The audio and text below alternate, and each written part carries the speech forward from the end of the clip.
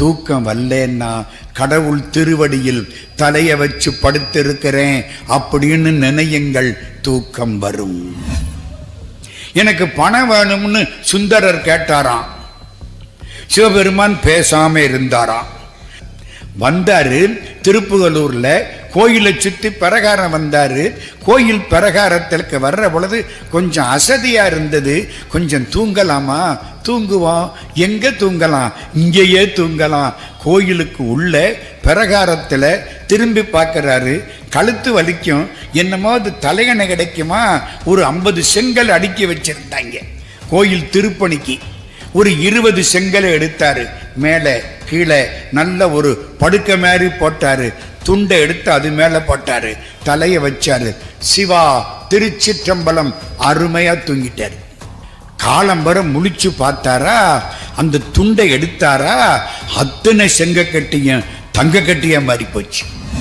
மிக பெரும் பதவியில் இருந்தவர், துணைவேந்தராக இருந்தவர் டாக்டர் மு வரதராஜனார். மூவன்னு சொல்லுவாங்க.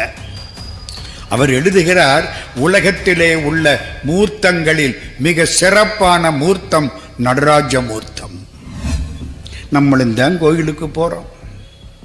வீட்டுக்காரியை கூட்டிக்கிட்டு பிள்ளைகளை எல்லாம் கூட்டிக்கிட்டு போய் கடையில் போய் அர்ச்சனை சாமான்லாம் வாங்கி மாலையெல்லாம் வாங்கி கொண்டு போய் ஐயர்கிட்ட கொடுத்து, என் பேரு, என் சம்சாரம் பேரு, 4 பிள்ளைங்க பேரு, வயிற்று பிள்ளை தவிர மற்ற பிள்ளைகள் பேரு, நட்சத்திரம் எல்லாம் சொல்லி அர்ச்சனை பண்ண சொல்லி, அர்ச்சனை பண்ணுற பொழுது நான் ஊரில் அப்படியே வேடிக்கை பார்த்து, ஆமாம் அவர் தானே அர்ச்சனை பண்ணுறாரு, நமக்கு என்ன, எல்லாம் பண்ணிட்டு அர்ச்சனை தேங்காயை திருப்பி கொடுத்த உடனே எங்கள் வீட்டுக்காரி வாங்கிக்கிட்டா. ஏம்மா தேங்காயை வாங்கிக்கிட்டியா? ஆமாம் வாங்கிக்கிட்டேன். நம்ம தேங்காய் தானே? சின்ன தேங்காயா? நம்ம தேங்காய் தான். சரி வா வீட்டுக்கு போவோம். நெல்லையை பிற கும்பிட்டாச்சு. இதானம்மா செய்கிறான். ராமனுக்கும் சீதைக்கும் கல்யாணம் ஆகிற போது வயசு என்ன? 12. ஒரு ஊரில் இதை சொன்னேன். எர்ணாகுளம்னு ஒரு ஊர், கேரளா. ஒரு பையன் என் பின்னாலே வந்துட்டேன். மீட்டிங் முடித்த உடனே, சார் நாளைக்கும் பேசுவீங்களா? டேய் 8ஆம் தேதி வரைக்கும் பேசுவேண்டா. அப்படியா சார், இதை நாளைக்கும் சொல்லுங்க சார். எதரா? ராமனுக்கும் சீதைக்கும் கல்யாணம் ஆகிற போது ராமனுக்கு 12 வயசுன்னு நாளைக்கு திரும்ப சொல்லுங்க சார். ஏண்டா? எனக்கு 27 வயசு. எங்க அப்பன் கண்டுக்கவே மாட்டேங்கிறேன். நாளைக்கு கூட்டிக்கிட்டு வரேன் சார்.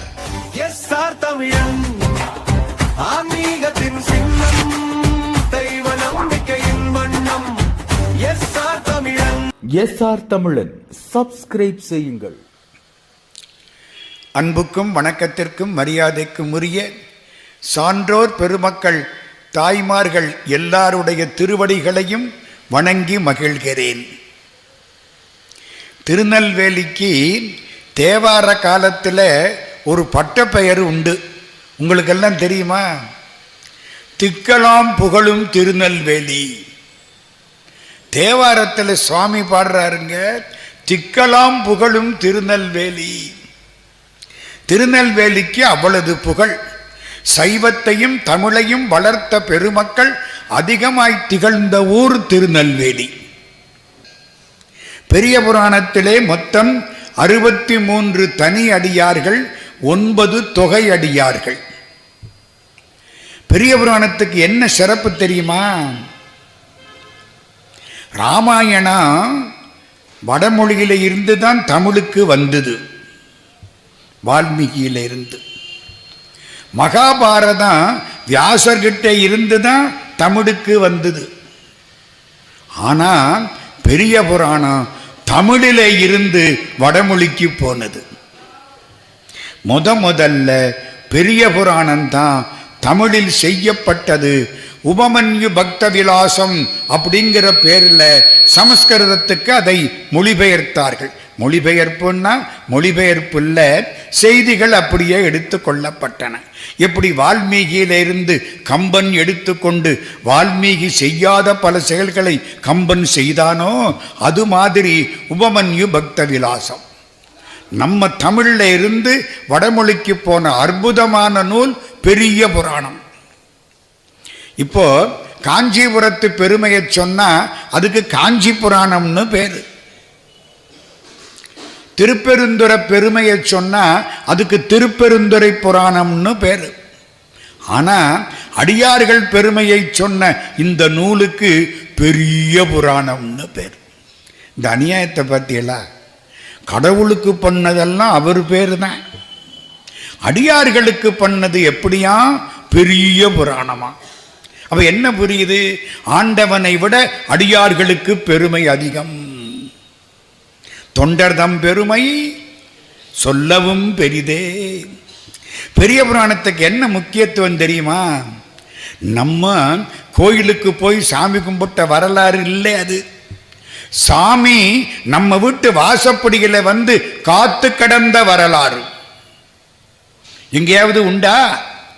கடவுள் நம்ம வீட்டு வாசப்படிக்கு வருவாரா? வந்து நிற்கிறார். தலையில வெறு கட்டை தூக்கிக்கிட்டு வந்து நிற்பார். மதுரையிலே சொக்கலிங்க பெருமான் விறகு விற்ற திருவிளையாடல். அது மாதிரி சிவபெருமான் பெரிய புராணத்திலே அடியார் விட்டு வாசப்படிகளை வந்து நிற்பார். எனக்கு சோறு போடு. இளையான்குடி மாரநாயனார் விட்டு வாசப்படிகளை வந்து நின்று எனக்கு சோறு போடுன்னு கேட்கிறார். சிறுத்தொண்டர் விட்டு வாசப்படிகளை வந்து நின்று எனக்கு சாப்பாடு போடுன்னு கேட்கிறார். நம்ம வீட்டு வாசலுக்கு இறைவன் வந்த செய்திதான் பெரிய புராணம். கேளுங்கள் கொடுக்கப்படும், நமக்கு நல்லா தெரியுமில்ல. தட்டுங்கள் திறக்கப்படும், அப்படித்தானே எல்லாரும் சொல்றாங்க. அப்படின்னா என்ன அர்த்தம்? கோயில் கதவை தட்டுங்கள் திறக்கப்படும். பெரிய புராணம் என்ன தெரியுமா சொல்லுது? நீ கோயிலுக்கு போறது அப்புறம் இருக்கட்டும், உங்க வீட்டு வாசக்கதவை சிவபெருமான் தட்டுறாரு, இங்கே திறந்து வை. சிவபெருமான் எங்கே இருக்காரு? நம்ம வீட்டு வாசப்படியில நிற்கிறாரு.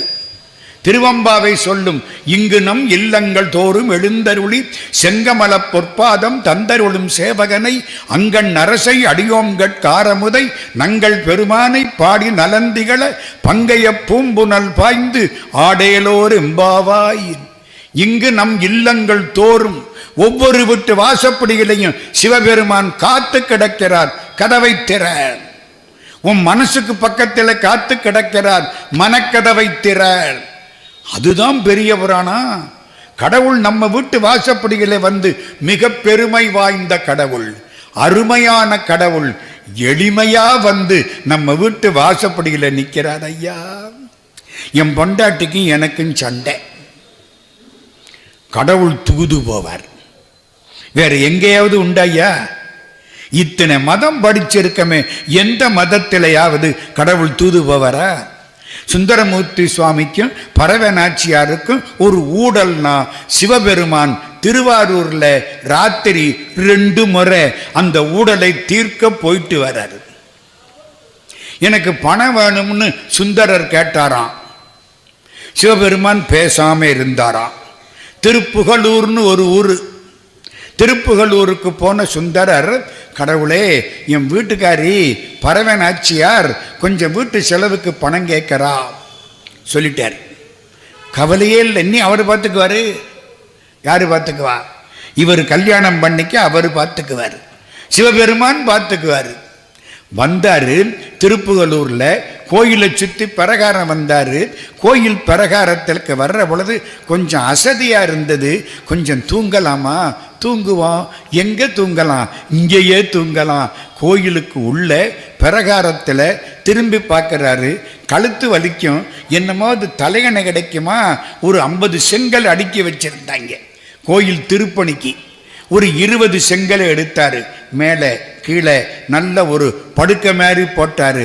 துண்டை எடுத்து அது மேலே போட்டாரு. தலையை வச்சாரு. சிவா திருச்சிற்றம்பலம். அருமையா தூங்கிட்டார். தூக்கம் வரலன்னா கடவுள் திருவடியில் தலையை வச்சு படுத்திருக்கிறேன் அப்படின்னு நினையுங்கள், தூக்கம் வரும். அப்படியே தூங்கிட்டாருங்க. காலம் வர முழிச்சு பார்த்தாரா, அந்த துண்டை எடுத்தாரா, அத்தனை செங்க கட்டியும் தங்க கட்டியா மாறி போச்சு. இது ஒன்றும் பொய் இல்லைங்க, இதுக்கெல்லாம் கல்வெட்டு இருக்கு, இன்ஸ்கிரிப்ஷன்ஸ். கல்வெட்டில் இருக்க செய்திகள், சும்மா கதை இல்லை, புராணம் இல்லை. நீங்களும் நானும் உயிரோடு இருக்கிறது எவ்வளவு உண்மையோ இந்த நிகழ்ச்சிகள் அவ்வளவு உண்மை. அதுதான் பெரிய புராணம். பெரிய புராணத்தில் யாருக்கு மதிப்பு? இவருக்குத்தான் மதிப்பு. இந்த நடராஜா பற்றி உங்களுக்கு ஒன்று தெரியுமா? டாக்டர் மு வரதராஜனார். நான் அவர் கூட கொஞ்சம் பழகி இருக்கேன். ரொம்ப பெரியவர் அவர். உங்களுக்கு யாருக்காவது தெரியுமா? கேள்விப்பட்டிருக்கீங்களா? அந்த காலத்தில் பல நாவல்கள் எழுதியவர். நம்முடைய மதுரை காமராசர் பல்கலைக்கழகத்திலே மிக பெரும் பதவியில் இருந்தவர், துணைவேந்தராக இருந்தவர் டாக்டர் மு வரதராஜனார். மூவன்னு சொல்லுவாங்க. அவர் எழுதுகிறார், உலகத்திலே உள்ள மூர்த்தங்களில் மிக சிறப்பான மூர்த்தம் நடராஜ மூர்த்தம். இது எப்படி இருக்கு? மூர்த்தங்களில் சிறப்பானது நடராஜ மூர்த்தம்.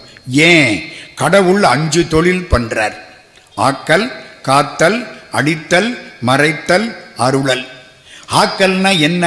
வினைக்கு தகுந்தாப்புல உடம்ப கொடுக்கிறது. நான் பண்ணின வினைக்கு தகுந்தாப்புல எனக்கு உடம்பு, நீங்க பண்ணின வினைக்கு தகுந்தாப்புல உங்களுக்கு உடம்பு. ஒருத்தர் 90 வயசுல ஓடுறாரு, ஒருத்தர் 30 வயசுல எந்திரிக்க முடியலை. வினைக்கு தகுந்தாப்புல உடம்பு கொடுக்கிறார்ல, இதுக்கு பேரு ஆக்கல். இந்த வினையவெல்லாம் அனுபவிச்சு முடிக்கிற வரைக்கும் உடம்ப காப்பாத்துறாருல, அதுக்கு பேரு காத்தல். வினையெல்லாம் அனுபவிச்சு முடிச்சு விட்டா கணக்க முடிச்சு விடுவார்ல, அதுக்கு பேரு அழித்தல். ஆக்கல், காத்தல், அழித்தல். 4வது மறைத்தல். நமக்கு தெரியாம மறைச்சு விட்டாரு. எங்க இன்னைக்கு ராத்திரி 8:30 மணிக்கு நடக்க போறது இப்ப எனக்கு தெரியுமா? தெரிஞ்சா ஆபத்து. 8:30 மணிக்கு எனக்கு காய்ச்சல் வரப்போகுதுன்னா இப்பவே தெரிஞ்சா காய்ச்சல் இப்பவே வந்துருமா இல்லையா? இது மறைத்தல். எங்கிட்ட உள்ளது எனக்கே தெரியாது, மறைத்தல். கடைசி இந்த வினையெல்லாம் போதுமுடா, நீ என் திருவடிகளை வந்து சேர்ந்துக்கோ அப்படின்னு ஒத்த கால அப்படி தூக்கி காட்டுறாரே, அது அருளல். ஆக்கல், காத்தல், அடித்தல், மறைத்தல், அருளல். 5ஐயும் இவர் செய்கிறார். தெரியுதா உங்களுக்கு? இந்த கையில ஒரு உடுக்க வச்சிருப்பார், பார்த்திருக்கீங்களா? சவுண்டு. இந்த உடுக்க தான் ஆரம்பம். உலகத்துக்கு தொடக்கம் என்ன? பைபிள் சொல்லுது, there was sound at the beginning. ஆரம்பத்தில் ஓசை மட்டும் இருந்தது. ஓசை எங்க இருந்தியா வந்தது? எங்க ஆளு கையில உடுக்க வச்சிருந்தாரு, அங்க இருந்து வந்தது தாண்டா அந்த சவுண்டு. ஓசை அங்க இருந்து தான். இன்னைக்கும் அண்டங்களை கடந்து போறவங்க ஓம் இந்த சவுண்டு இருக்குன்னு சொல்றாங்க. எல்லா இடத்திலையும் பரவி இருக்கிற ஒன்று இந்த ஓம். நடராஜ பெருமான் கையில உடுக்க வச்சிருக்கார். உடுக்கை என்பது படைப்புக்கு அடையாளம். ஒரு கையை எப்படி காட்டுறார்? சரிதானே? இதுக்கு என்ன பேரு? நான் காப்பாத்துறேன், கவலைப்படாத. அது காத்தல். 3வது கையில நெருப்பு வச்சிருக்கார், அழித்தல். கடைசி அதானே, அழித்தல். இந்த ஒத்த கால இடது கால கீழே ஒரு அரக்கனை ஊன்றி இருக்காரு. அந்த அரக்கனால திரும்பி பார்க்க முடியுமா? முடியலை. இத்தனைக்கு அவன் முதுகுல தான் அவர் காலை வச்சிருக்காரு. இது மறைத்தல். தூக்கிய திருவடி, ஒத்த கால் இடது கால் தூக்கி இருக்காரா? தூக்கிய திருவடி. கவலைப்படாதேன், உன் பிறவியிலிருந்து உன்னை காப்பாற்றி என் திருவடியில சேர்த்துக்கிறேன். அது அருளல். ஆக்கல், காத்தல், அடித்தல், மறைத்தல், அருளல். 5 தொழிலையும் காட்டக்கூடிய ஒரே திருவடிவம் நடராஜ மூர்த்தம். அதனாலே உலகத்திலே உள்ள மூர்த்தங்களில் மிக சிறப்பானது நடராஜ வடிவம். சொன்னது யாரு? டாக்டர் மு வரதராஜனார். கணக்கெல்லாம் போட்டாங்க, மேத்தமேட்டிக்ஸ். எங்க? அமெரிக்காக்காரன். அஸ்ட்ரானமி, அஸ்ட்ராலஜி எல்லாம் தெரிஞ்சவங்க. ஜோசியன் தெரியும், வானசாஸ்திரம் தெரியும். உட்கார்ந்து கணக்கு போட்டாங்க. உலகம் உருண்டை. ஆமா, உலகம் உருண்டைனா உருண்டையில நடுவில் ஒரு புள்ளி இருக்கணும்ல? ஆமா, புள்ளி இருக்கணும். புள்ளியை வச்சுத்தானே சார் ரவுண்டே. நடுவில் புள்ளி இருக்கணும்ல? புள்ளி எங்கே? உலகம் உருண்டைனா உலகத்தினுடைய மைய புள்ளி எங்கே இருக்கு? எங்க வாஷிங்டன் டிசி அங்க போய் உட்கார்ந்து கணக்கெல்லாம் போட்டாங்க. கண்டுபிடிச்சு விட்டான், மையப்புள்ளி இந்தியாவில் இருக்கு. உலகத்துக்கு மையப்புள்ளி இந்தியாவில் இருக்கு. இந்தியாவிலையா? என்னடா இது? இந்தியாவில் உள்ள மக்கள் ஆட்டை கும்பிடுவார்கள், மாட்டை கும்பிடுவார்கள், பாம்பை கும்பிடுவார்கள், பள்ளியை கும்பிடுவார்கள், நாகரிகம் இல்லாதவர்கள் அப்படின்னு நம்ம நினைச்சுக்கிட்டு இருக்கிறோம். அந்த இந்தியாவில் உலகத்தினுடைய மையப்புள்ளி இருக்கா? ஆமா, எங்கே இருக்கு? திரும்ப கணக்கு போட்டாங்க. அட்சரேகை, தீர்க்க ரேகை எல்லாம் வச்சு குறுக்களை போட்டு வெட்டி கிட்டி கடைசி கண்டுபிடிச்சான், தமிழ்நாட்டில் இருக்கு. தமிழ்நாட்டில் எங்கடா இருக்கு? மெட்ராஸ்ல இருக்கா? இல்லை. காஞ்சிபுரத்தில் இருக்கா? இல்லை. என்னடா ஆச்சரியமா இருக்கு. எங்கே இருக்கு? சிதம்பரத்தில் இருக்கு. உலகத்தினுடைய மையப்புள்ளி சிதம்பரத்தில் இருக்கு. சிதம்பரத்திலையா? சிதம்பரத்துக்கே போனாங்க. அங்க கணக்கெல்லாம் போட்டான். மையப்புள்ளி எங்கடா இருக்கு? நடராஜா கோயிலுக்குள்ளே இருக்கு. நடராஜா கோயில் பெருசு, 4 பக்கம் 4 வாசல், அங்கே எங்கே இருக்கு? அங்க கணக்கு போட்டான். எந்த இடத்துல நடராஜ வடிவம் இப்பொழுது தில்லையில் வைக்கப்பட்டிருக்கிறதோ அந்த சிற்சபை தான் மையப்புள்ளின்னு கண்டுபிடிச்சான். இவன் இன்னைக்கு கண்டுபிடிச்சான். அவங்க அன்னைக்கே கொண்ட நடராஜாவை அங்கே உட்கார வச்சு விட்டாங்க. நம்மள மாதிரி அறிவாளிகளும் கிடையாது, அது இப்ப தெரியாத நம்மள மாதிரி முட்டாள்களும் கிடையாது. நல்ல கையை தட்டலாம், இது உண்மைதானே. இந்து மதம் மாதிரி உயர்ந்த மதம் கிடையாது. ஆனால் அது தெரியாத இந்த இந்துக்கள் அநியாயமாக கெட்டு போகிறார்கள். நம்ம நோக்கமே அதுதான். நடராஜ வடிவத்துக்கு அவ்வளவு பெருமை, சிதம்பரத்துக்கு அவ்வளவு பெருமை. சரி, பெரிய புராணத்துக்குள்ள போறோம். சிவபெருமானுக்கு எத்தனை கண்ணு? 3 கண்ணு. இந்த வலது கண்ணு இருக்க அதுதான் பெரிய புராணம். இடது கண்ணு இருக்குல்ல, அது திருவிளையாடல் புராணம். வலது கண்ணு சூரியன், இடது கண்ணு சந்திரன்.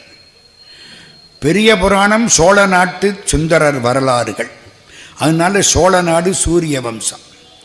திருவிளையாடல் புராணம் பாண்டி நாடு மீனாட்சி, அது சந்திர வம்சம். இந்த கண்ணு சூரியன், இந்த கண்ணு சந்திரன். வலது கண்ணு பெரிய புராணம், இடது கண்ணு திருவிளையாடல் புராணம், நெத்தி கண்ணு கந்த புராணம். இந்த 3 புராணங்களில் சிறப்பானவை. அதில் மிகச் சிறப்பான புராணம் பெரிய புராணம். நம்ம ஊர் ஒரு ஐயங்கார் இந்த பக்கம் வந்தார். நம்மாழ்வாரை கும்பிட்டு விட்டு வந்தார். ஒரு சைவர் திருநெல்வேலியிலே காந்திமதி நெல்லையப்பரை கும்பிட்டு விட்டு வந்தார். 2 பேரும் சந்திக்கிறாங்க. அவர் விபூதி, இவர் நாமம். 2 பேரும் சந்திக்கிறாங்க. இந்த சைவர் இருக்காரு பாருங்க, சைவர் வைஷ்ணவரை பார்த்தார். ஐயா, நீங்க ரொம்ப கொடுத்து வச்சவங்க. ஒருத்தர் பாராட்டுறாங்க. பாராட்டுறதுக்கு தாங்க வாழ்க்கை, குறை சொல்றதுக்கு இல்லைங்க. குறை யார்கிட்ட இல்லை? சீதையே சொல்றா, குறை யார்கிட்ட எப்பா இல்லை அப்படின்னு ஆஞ்சநேயங்கிட்ட. குறை நம்மள்கிட்ட இருக்கா இல்லையா? என்னம்மா? இருந்தா கொஞ்சமா இருந்தா நல்லவன், ரொம்ப இருந்தா கெட்டவன், இப்படித்தானே. குறையில்லாத மனுஷன் கிடையாது. குறைவை பார்க்கப்படாது, நிறைவைத்தான் வாயார சொல்லணும். இந்த சைவர் என்ன சொன்னாரு? வைஷ்ணவரை பார்த்து, ஐயங்காரே நீங்க ரொம்ப கொடுத்து வச்சவங்க ஐயா. ஏன்? இந்த ஆழ்வார்கள் பாடின 4000 பாட்டுக்கும் வியாக்கியானம் சொல்றதுக்கு உங்களுக்கு பெரியவாச்சான் பிள்ளைன்னு ஒரு வியாக்கியான சக்கரவர்த்தி கிடைச்சாரே, அது மாதிரி எங்க திருமுறைக்கு கிடைக்கலையே. நான் சொல்றது புரியுதா புரியலையா? ஒவ்வொரு வார்த்தையும் புரியணும், வீணா போகக்கூடாது. உங்களுக்கு ஒரு பெரிய வாச்சாம்பிள்ளை கிடைச்சாரு, வரிக்கு வரி வியாக்கியானம். 4000 என்பது சோழியன் சுவைத்த எச்சில் அப்படிம்பாங்க. சோழிய பிராமணர் அவர், பெரிய வாச்சாம்பிள்ளை. வியாக்கியானம் பண்றதுக்கு உங்களுக்கு பெரிய வாச்சாம்பிள்ளை கிடைச்ச மாதிரி எங்க சைவத்துக்கு ஒரு ஆள் கிடைக்கலையே. ஐயங்கார் என்ன தெரியுமா சொன்னாரு? இல்லை, உங்களுக்கு கிடைச்சாப்பில்ல, எங்களுக்கு கிடைக்கல. என்னைய சொல்றீங்க? 63 நாயன்மார்கள் வரலாற்றை 4286 விருத்தப்பாக்களில் அருமையாக பாடுவதற்கு உங்களுக்கு சேக்கிழார் கிடைச்ச மாதிரி எங்களுக்கு கிடைக்கலையே. சேக்கிழார் பாடியது எது? பெரிய புராணம். நான் முன்னுரையெல்லாம் போட்டா இன்னைக்கு பூரா முன்னுரையிலே போயிடும், கதைக்குள்ள போயிடுவோம். சிவபெருமானுடைய அணுக்க தொண்டர் சுந்தரமூர்த்தி, விபூதி கொடுக்கிறவர். சிவபெருமான் தன்னை கண்ணாடியில பார்த்தாராம், அழகா இருந்துச்சான், சுந்தரமா இருந்துச்சான். சுந்தரா வான்னு கூப்பிட்டாராம், அப்படியே வந்துருச்சான். கூப்பிட்டு உட்கார வச்சாராம். இவருக்கு என்ன பேரு? சுந்தரர். சுந்தரம்னா அழகு. மதுரையில சொக்கலிங்க பெருமானுக்கு என்ன பேரு? மீனாட்சி சுந்தரேஸ்வரர். ஆளால சுந்தரம், மீனாட்சி சுந்தரம், கல்யாண சுந்தரம், கடம்பவன சுந்தரம், மாணிக்க சுந்தரம், மரகத சுந்தரம். தேர் இழுக்கிற பொழுது இதெல்லாம் சொன்னா தேர் பறந்துகிட்டு ஓடு. மதுரையில சுந்தரம். என்ன பேரு? சுந்தரர். விஷம் வந்துச்சு, தேவர்கள் ஓடி வந்தார்கள். விஷம் எங்களை சாப்பிட போகுது, ஆலகால விஷம். 2 விஷம் சேர்ந்துருச்சு. பாம்புலேட்டு வந்த விஷம் வேற, இந்த உள்ள கடல்ல இருந்து வந்த விஷம் வேற. ஆலம் பிளஸ் ஆலம், ஆலம் பிளஸ் ஆலம், ஆலகாலம். ஆலம்னா விஷம்னு அர்த்தம். ஆலமுண்ட நீலகண்டன்னு அவனுக்கு பேரு. ஆலகால விஷம். 2 விஷமும் வந்துருச்சு, ஆபத்து. எல்லாம் ஓடி வந்தாங்க. சிவபெருமான் பார்த்தார், சுந்தரா. சுந்தரன் எந்திரிச்சார். விஷத்தை திரட்டி எடுத்துக்கிட்டு வா. இது எப்படி? எல்லாம் பயப்படுறாங்க. உங்களுக்கு புரியுதா நான் சொல்றது? விஷம்னா எப்படி தெரியுமா? இந்த ஒரு கேஸ் லீக் ஆனிச்சுல்ல, நார்த் இந்தியாவில் ஒரு கேஸ் லீக் ஆனிச்சா இல்லையா? எல்லா இடத்துக்கும் போய் அவங்க செத்து போனானா இல்லையா? அது மாதிரி, ஆம் கரெக்ட், அதே மாதிரி அந்த விஷம் பரவி வருது. எல்லாம் அங்கங்க பொத்து பொத்துன்னு விழுகிறாங்க. எப்படி இருக்கும்? போபால் கேஸ் வாயு கேஸ் டிசாஸ்டர் அப்ப பார்த்தோம். அது மாதிரி விஷம் வருது. சுந்தரா நீ போய் எடுத்துக்கிட்டு வா. சுந்தரர் போனாராம். அப்படியே திரட்டி நம்ம நாவல் பழம் மாதிரி ஆக்கி கொண்டாந்துட்டாராம். நாவல் பழம் பார்த்திருக்கீங்களா? நல்லா இருக்கும், ரொம்ப அருமையா இருக்கும். நிறம் நம்ம நிறத்துக்கு இருக்கும் தெரிதானே? ஆனா ரொம்ப டேஸ்டா இருக்கும். நாவல் மரம், நாவல் பழம். நாவல் பழமாக்கி கொண்டாந்துட்டாராம். சிவபெருமான் அதை வாங்கினாரா? இப்ப என்ன பண்றது? வெளியே இருந்தாலும் ஆபத்து, உள்ள போனாலும் ஆபத்து. சிவபெருமானுக்கு உள்ளேயும் உலகம் இருக்கு, வெளியிலேயும் உலகம் இருக்கு. அவர் கடந்தும் இருப்பார், உள்ளேயும் இருப்பார். என்ன பண்ணலாம்? வாயில போட்டாராம், உள்ள அனுப்பல, கழுத்துல நிறுத்தி விட்டாராம். நமக்கு என்னமாவது கழுத்துல சிக்கிக்கிட்டா என்னத்துக்காக? முடிஞ்சு போயிடும். இவர் நஞ்சு கண்டத்து அடக்கிய நம்பனை. அதனாலதான் திருவள்ளுவர் அற்புதமா சொன்னார். என்ன சொன்னார்? பெயக்கண்டும் நஞ்சுண்டு அமைவர் நயத்தக்க நாகரிகம் வேண்டுபவர். சிவபெருமான் நஞ்சு சாப்பிட்டதை திருவள்ளுவர் திருக்குறள்ல சொல்றார், ஞாபகம் வச்சுக்கிடுங்க. பெயக்கண்டும் நஞ்சு உண்டு அமைவர். நஞ்சுன்னு தெரிஞ்சும் கொடுக்க கண்டும் அதை உண்டு உயிரோடு இருப்பார்கள். அவர்கள்தான் நயத்தக்க நாகரிகம் வேண்டுபவர். நஞ்சு தொண்டையில் வச்சு விட்டாரா? நஞ்சு தொண்டையில் இருக்கா? சிவபெருமான் என்ன நிறம்? கருப்பா சிவப்பா? சும்மா சொல்லுங்க. நல்ல சிவப்பு. சிவப்புன்னா 1000 தாமரை போல சிவப்பு, அக்னி மாதிரி சிவப்பு, தீ மாதிரி சிவப்பு. செந்தழல் புலம்பண்ண மேனி. திருவாசகம். செந்தழல் புலம்பண்ண மேனி 1000 தாமரை போலும் 1000 சேவடியானும் அப்பர் சுவாமி. அப்படி சிவப்பு. இந்த கழுத்துல இந்த நஞ்சு போய் கருப்பா நின்னா இந்த சிவப்புல கருப்பு பளிச்சுன்னு தெரியுமா தெரியாதா? அட, சிவப்பான பொண்ணுக்கு ஒரு கருப்பு பொட்டு வச்சா எப்படி இருக்கும் தெரியுமா இல்லையா? அப்படி இங்கே தெரிஞ்சுதான். நஞ்சு அவ்வளவு பொல்லாத நஞ்சு இல்லை, சும்மாவா? ஆமா சார், ஒரு சின்ன சந்தேகம். இவருக்கு கழுத்துல தெரிஞ்சதே அந்த நஞ்சை தூக்கிக்கிட்டு வந்தாரு சுந்தரமூர்த்தி சுவாமி, அவர் கை கருத்து போச்சா போகலையா? இவருக்கு கழுத்து கருத்து போச்சு, அவருக்கு கை கருக்கலை. ஆண்டவனை விட அடியவர்க்கு பெருமை அதிகம் என்று காட்டுவதற்காக சிவபெருமான் செய்த திருவிளையாடல். ஆமாங்க, இங்கே யாருக்கு பெருமை? ஆண்டவனை விட அடியாருக்குத்தான் பெருமை. ஆண்டவனுக்கு தவறு செய்து விட்டால் அடியார் கால்களில் விழுந்து மன்னிப்பு கேட்டு தப்பிக்கலாம். அடியாருக்கு தவறு செய்து விட்டால் ஆண்டவன் கூட மன்னிக்க முடியாது. இதான் பெரிய புராணத்துக்கு அடிப்படை நோக்கம். கழுத்துல நஞ்சு. இந்த சுந்தரருக்கு என்ன தெரியுமா பேரு? அன்னிலிருந்து ஆளாள சுந்தரர்னு பேர். சிவபெருமான் இப்போ ஒரு பார்வை பார்க்கிறார். ஆமா, இந்த சுந்தரமூர்த்தி சுவாமிகள் பிறந்தது எந்த வருஷம்? 7ஆம் நூற்றாண்டின் கடைசி பகுதி, 8ஆம் நூற்றாண்டின் தொடக்க பகுதி. கிட்டத்தட்ட ஒரு 690 712 அதை ஒட்டி அந்த காலகட்டம். 7ஆம் நூற்றாண்டு முடிய போகுது, 8ஆம் நூற்றாண்டு தொடங்கி இருக்கு. 18 வருஷம் வாழ்ந்தார். சுந்தரர் வாழ்ந்த வாழ்க்கை வெறும் 18 வருஷம்தான். இந்த சுந்தரரை பற்றி சிவபெருமான் நினைக்கிறார். நமக்கு ஒரு ஆள் வேணும். எதுக்கு?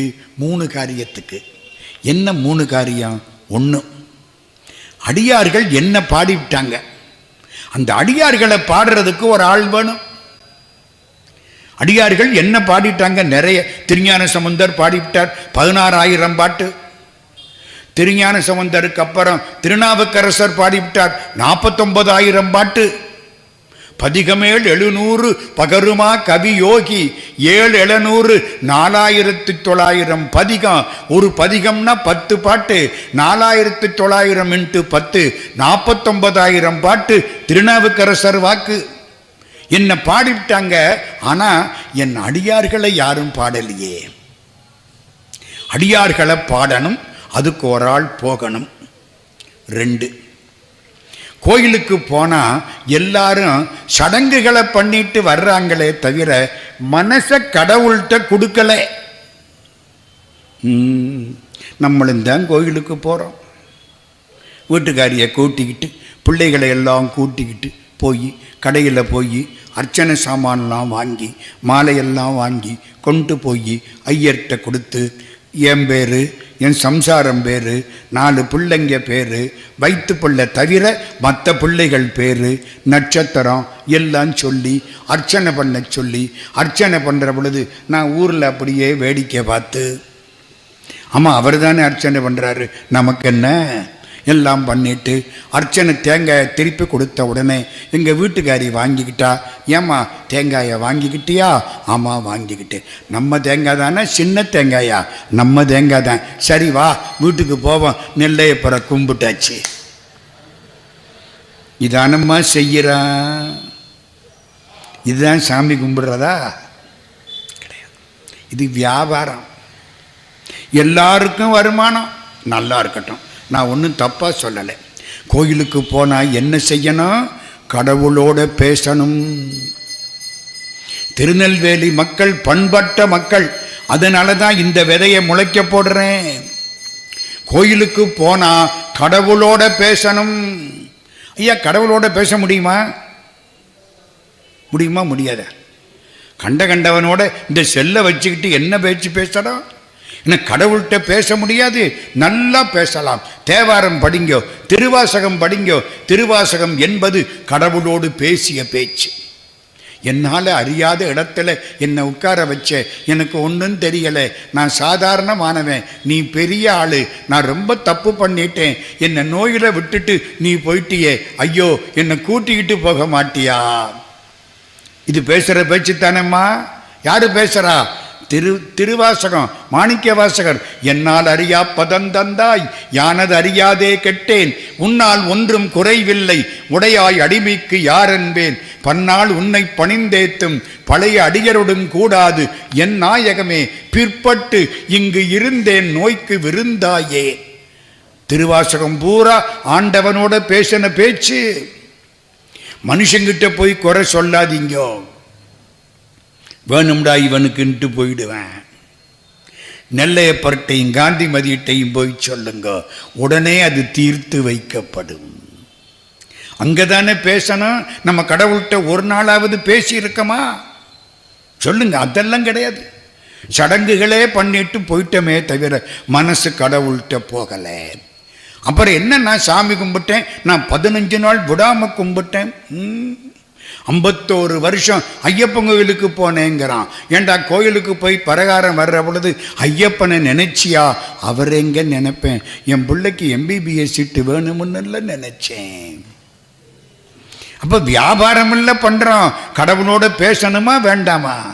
நீங்க கேளுங்க, ஒன்றும் தப்பு இல்லை. முதல்ல அவங்க கூட பேசுங்க, சந்தோஷமா பேசுங்க.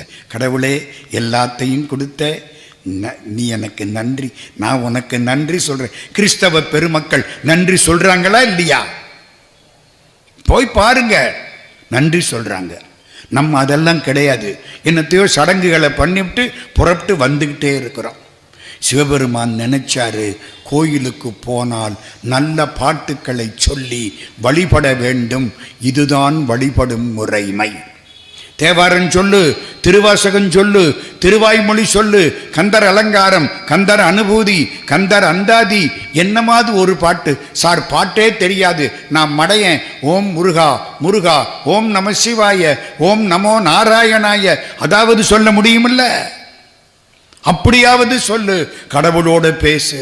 ஈசனோடு பேசியது போதுமே, என்னோடும் பேசு சுவாமிநாதனே அப்படின்னு முருகன்கிட்ட கேட்டா, முருகன் சிவபெருமான்கிட்ட பேசினதை விட்டு விட்டு நம்மள்கிட்ட வந்து பேசுவானா மாட்டானா? பேசுவான். சிவபெருமான் நினைக்கிறாரு, 3 விஷயம் நடக்கணும். 1, அடியார்களை பாடணும். 2, கோயிலுக்கு போனா நல்ல பாட்டுக்களை சொல்லி வழிபடணும். அதுதான் வழிபாடு என்று இந்த உலகத்துக்கு அறிவிக்க வேண்டும். 3வது ரொம்ப முக்கியம். திருப்பதி பெருமாளை கும்பிட்டா பணம் காசும் கொட்டும், சிவபெருமானை கும்பிட்டா விபூதி தான் தருவாரு. இன்னும் பல ஊருமா, அமெரிக்காவுக்கு நான் 3 தடவை போயிருக்கேன். எல்லா இடத்துலையும் சிவன் கோயில்னு வச்சிருப்பாங்க. பெருமாளுக்கு அருமையான சந்நிதி இருக்கும். கூட்டம் பூரா பெருமாள்கிட்ட தான் நிற்கும். ஆமா, நல்ல பொங்கல் புளியோதரை, அதுவும் ஐயங்கார் கோயில் புளியோதரை அவ்வளவு டேஸ்டா இருக்கும். எல்லாம் கொடுத்து இழுத்து எல்லாம் பெருமாளே பெருமாளே, நாராயணா நாராயணா நாராயணா. ஒன்றும் தப்பு இல்லை. சிவனுடைய ஒரு பகுதி தான் நாராயணன், நாராயணனுடைய ஒரு பகுதி தான் சிவன். ஆண்மைக்கு சிவம்னு பேரு, பெண்மைக்கு நாராயணன்னு பேரு. அவனுக்கு அரன்னு பேரு, இவனுக்கு அரின்னு பேரு. அரனுக்கு பெண்பால் அரிதானையா. என்ன புரியுதா? சிவபெருமானுக்கு என்ன பேரு? அரண். மகாவிஷ்ணுவுக்கு என்ன பேரு? அரி. உங்களுக்கு அப்பா வேணுமா அம்மா வேணுமா? சார் 2 தான் சார் வேணும். அப்பா சிவபெருமான், அம்மா நாராயணமூர்த்தி. இப்படித்தானையா? இதுல என்னத்துக்குயா சண்டை? அப்பாவும் அம்மாவும் அவ்வளவுதான். அரண், அரணுக்கு பெண்பால் அரி. சிவபெருமான் நினைக்கிறாரு, நாராயணமூர்த்தியை கும்பிட்டா என்னவெல்லாம் கிடைக்குமோ அதெல்லாம் சிவனை கும்பிட்டாலும் கிடைக்கும் அப்படின்னு உலகத்துக்கு அறிவிக்க வேண்டும். இதுக்கு யாரடா பிடிக்கலான்னு பார்த்தாரு. நம்ம ஆளால சுந்தரர் மாட்டிக்கிட்டார். இவனை உலகத்தில் போய் பிறக்க வைக்கணும். ஆமா, உலகத்தில் பிறக்கணும்னா என்ன வேணும்? ஆசைப்படணும். ஆசைப்படலைன்னா பிறப்பு கிடையாது. அம்மாவும் அப்பாவும் ஆசைப்பட்டு தானேயா நம்ம பிறந்தா. அவங்க ஆசைப்படாம இருந்திருந்தா நம்ம நிம்மதியா எங்கேயோ கிடந்திருப்போமே. ஆசைப்பட்டா ஜென்மம் உண்டு. அப்ப என்ன பண்ணலாம்? சிவபெருமான் லேசா இந்த ஆளால சுந்தரரை பார்த்தாரா, ஆளால சுந்தரர் மாட்டிக்கிட்டார். பூ கொய்ய போனார். தேவலோகம், கைலாசம், மன்மதனை எரிச்ச இடம். பூ கொய்ய போனார். பூ கொய்கிற பொழுது அப்படி நிமிர்ந்து பார்த்தாரா, 2 மின்னல் அடிச்சது, பளிச்சு பளிச்சுன்னு. என்னடா கைலாசத்தில் 2 அழகான பெண்கள்.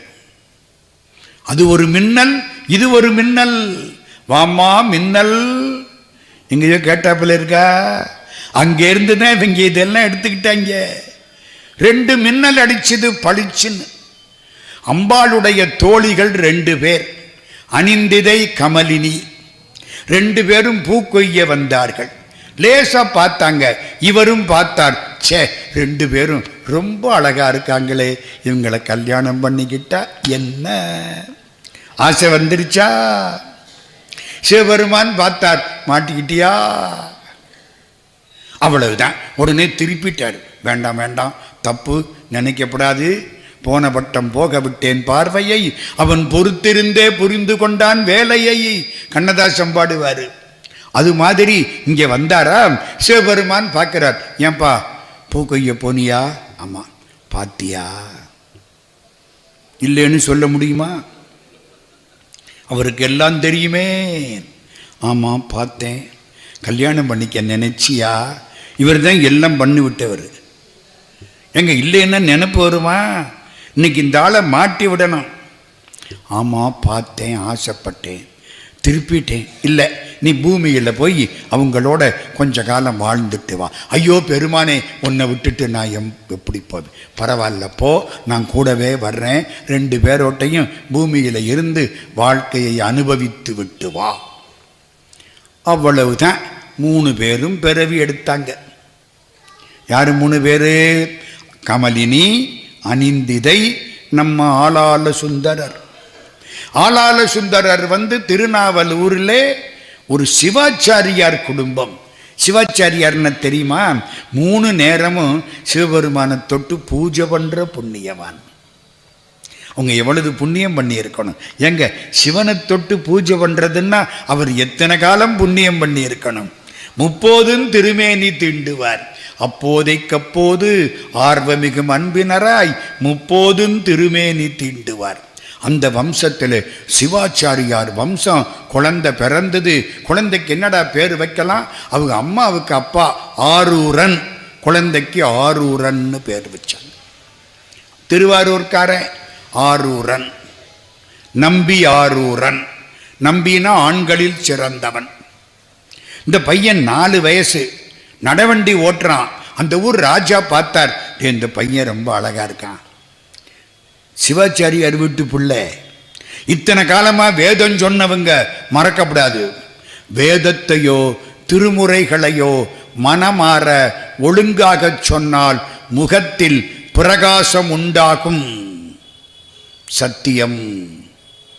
திருமுறை ஒழுங்கா பாடுறவங்க முகத்தை பாருங்க, சந்தோஷமா இருக்கு நமக்கு. சில பேர் முகத்தை பார்த்தா எள்ளும் கொள்ளும் வெடிக்கும். ஒழுங்கா சொன்னா சந்தோஷமா இருக்கு. இந்த குழந்தை வைதிக திரு இருந்துச்சா, ராஜா பார்த்தானா, இந்த குழந்தைய நான் வளர்க்குறேன், எடுத்துக்கிட்டு போயிட்டேன்.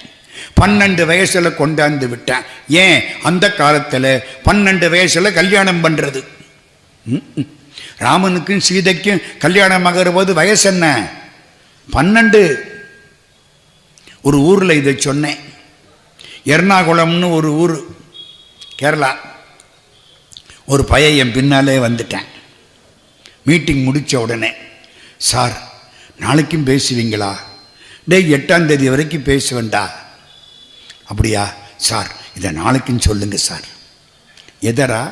ராமனுக்கும் சீதைக்கும் கல்யாணம் ஆகிற போது ராமனுக்கு 12 வயசுன்னு நாளைக்கு திரும்ப சொல்லுங்க சார். ஏண்டா? எனக்கு 27 வயசு, எங்கள் அப்பன் கண்டுக்கவே மாட்டேங்கிறேன், நாளைக்கு கூட்டிக்கிட்டு வரேன் சார். புரியுதா? 12 வயசு அந்த காலத்தில். தமிழன் ஆன்மீகத்தின் சின்னம்.